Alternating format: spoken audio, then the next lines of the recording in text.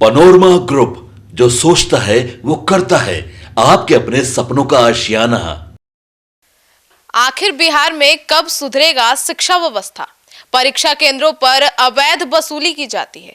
जी हां, आइए विस्तार में जानते हैं इस रिपोर्ट में हमारे सहयोगी मुस्कान के साथ कि क्या परीक्षा केंद्रों पर होने वाली यह जो अवैध वसूली है, इसके लिए केवल कॉलेज प्रशासन जिम्मेदार है या इसको सुधारने के लिए सरकार को भी कड़ी कदम उठाने चाहिए? मुस्कान, ये क्यों हो रहा है? देखिए, एक खबर आई है जिसमें टीचर कहते हैं या कॉलेज का प्रशासन कहता है कि 500 रुपया दो फिर तुम्हारी कॉपी सबमिट होगी।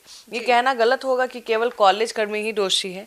ये एक संस्थागत विफलता है। कॉलेज प्रशासन की सीधे जवाबदेही बनती है क्योंकि वे परीक्षा के संचालक हैं और बिना प्रबंधन के मिली भगत के कोई भी कर्मचारी खुलेआम वसूली नहीं कर सकता है।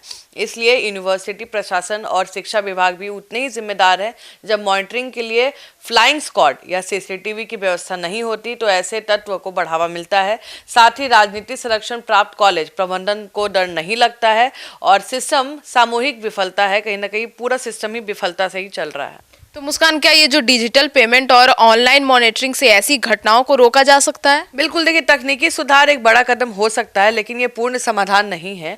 यदि एडमिट कार्ड, फीस जमा करना, उत्तर पुस्तिका ट्रैकिंग को पूरी तरह डिजिटल कर दिया जाए तो छात्र कर्मियों के बीच कैश का लेन देन खत्म हो जाएगा और परीक्षा केंद्रों पर लाइव फीड सीधे शिक्षा विभाग को दी जानी चाहिए। तो बिहार के कई ग्रामीण क्षेत्र में जो बुनियादी ढांचे और इंटरनेट की कमी है, तकनीकी केवल तभी काम करती है जब उसे लागू करने वाले ईमानदार हो।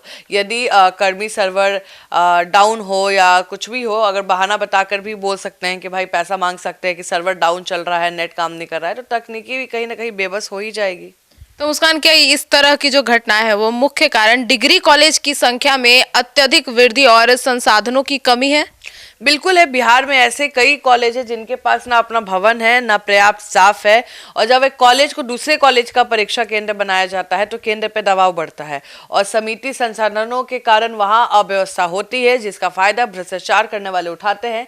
निजी या एफिलिएटेड कॉलेज में वेतन कम होने के कारण भी कर्मचारी इस तरह के अनैतिक तरीकों से पैसा कमाने का कोशिश करते हैं। जी, तो क्या छात्रों द्वारा किया गया हंगामा जायज है या फिर उन्हें कानूनी रास्ता अपनाना चाहिए था? देखिए, ये एक जटिल स्थिति है। जब परीक्षा का समय बीत रहा हो और भविष्य दांव पर हो और छात्र के पास तत्काल विरोध के अलावा कोई रास्ता नहीं बचता तो हंगामा मीडिया और प्रशासन का ध्यान कहीं ना कहीं खींचता है और जिससे तुरंत कार्रवाई की संभावना बढ़ती है। तो छात्रों को जिला प्रशासन या पुलिस को सूचना देनी चाहिए और उग्र प्रदर्शन कभी कभी परीक्षा रद्द होने का कारण बन जाता है जिससे निर्दोष छात्र का भी नुकसान हो जाता है। हालांकि मौजूदा व्यवस्था में शिकायतों पर कार्रवाई इतनी धीमी है कि छात्र सड़क पर उतरने को मजबूर हो गए हैं।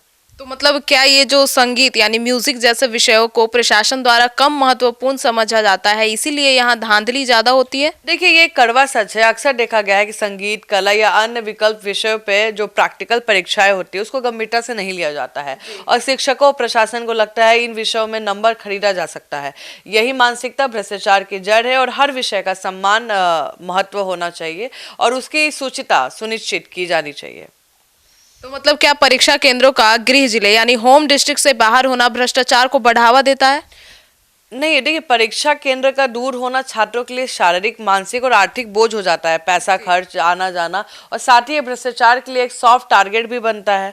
तो वो जब छात्र दूसरे जिले जैसे सीतामढ़ी से, मुजफ्फरपुर से आते हैं तो वहाँ के स्थानीय माहौल में औपचारिकता होती है और कहीं ना कहीं कॉलेज कर्मियों को पता होता है कि छात्र दूर से आए हैं, वे परीक्षा छोड़कर वापस नहीं जा सकते, ना ही उनके पास स्थानीय शिकायत करने का समय है। इसी मजबूरी का फायदा उठाकर अवैध वसूली की जाती है और परीक्षा केंद्र भेजने का उद्देश्य से कदाचार को रोकना होता है कि चीटिंग ना हो, ताकि स्थानीय सेटिंग ना हो सके। लेकिन समस्या केंद्र की दूरी नहीं बल्कि वहां की सुरक्षा और निगरानी व्यवस्था है। यदि केंद्र पे मजिस्ट्रेट या पुलिस बल की तैनाती सक्रिय हो तो दूरी मायने नहीं रखती है।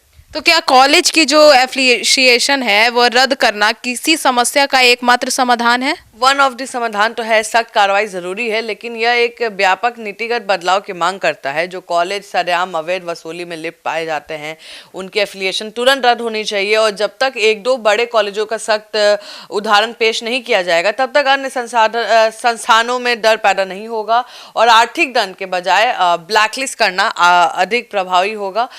मान्यता रद्द करने करने से उन हजारों छात्रों का भविष्य कहीं ना कहीं अंधेरे में लटक जाता है, और जो पहले से वहां पढ़ रहे हैं। और समाधान ये होना चाहिए कि परीक्षा पे कहीं ना कहीं सीसीटीवी मॉनिटरिंग होना चाहिए, और कहीं ना कहीं जो भ्रष्टाचार में लिप्त है उनको कहीं ना कहीं ब्लैकलिस्ट भी कर देना चाहिए।